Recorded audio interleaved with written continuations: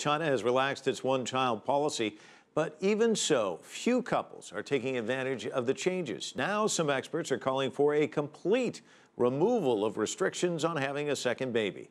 As Guoxiu reports, they say the country's birth rate is moving towards a dangerously low level. The more children, the merrier.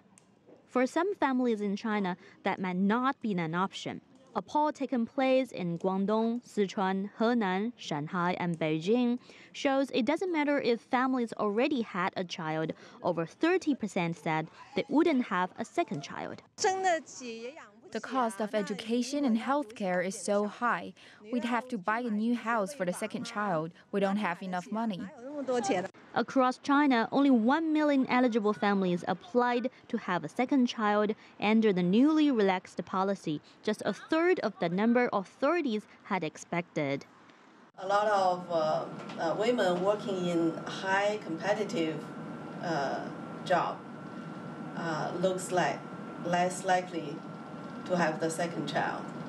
Yuan Na is a working mom and due to have her second child in 2 months. But she worries about balancing work with being a mother. I grew up alone, so I always wanted 2 children.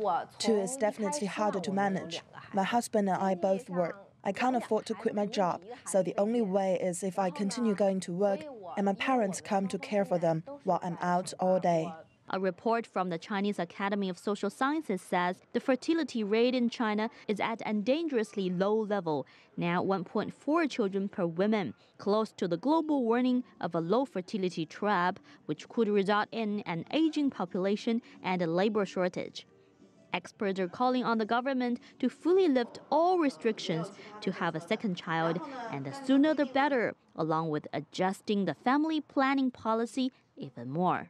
If we remove the birth control policy, maybe there will be more births in a couple of years. It looks like a disadvantage in the short time, but however, it will make the population more balanced in the age structure in the long run. So it will benefit our economic development. China's central authorities, however, remain cautious. The National Health and Family Planning Commission has repeatedly said there was no timetable for further changes to the second child policy, but noted that authorities will watch fertility trends to base further adjustments. Guoxiu, CCTV, Beijing.